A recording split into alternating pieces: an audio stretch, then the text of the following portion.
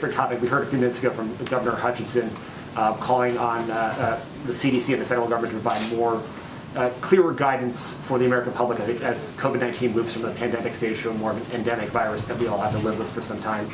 Can you speak a little bit how is that something that the president believes as well? And is there a disconnect between the White House's messaging for Americans that they should go about, take precautions, but they can go about their daily lives it's in the midst of this Omicron surge, particularly if they're vaccinated and boosted, but also the precautions that are taken because the president is the president, the distance between him and the governors, not going to dinner last night with the other governor, things like that sort. Well, I would say first there are a number of precautions that we have long taken from the White House and around the president and vice president, which I think is to be expected. He still participated in the event last night.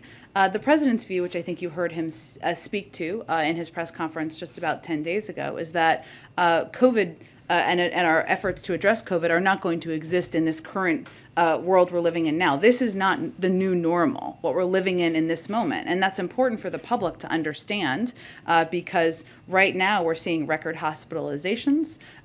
We are still living with a range of precautions that change how people live their lives. And in the president's view, that is not living with COVID in a way that it doesn't disrupt your life, given we're still dealing with surges across the country.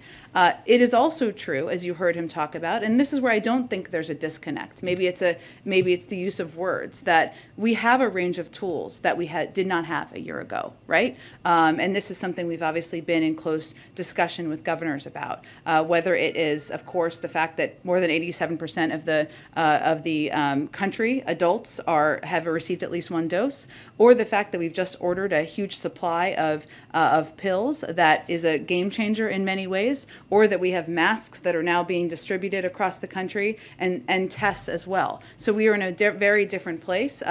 I don't think we see it as a disconnect. The president's view is that right now we still need to keep our heads down and stay at it to fight what is still surging in parts of the country, but we do have the tools to get to a point where it does not disrupt our daily lives.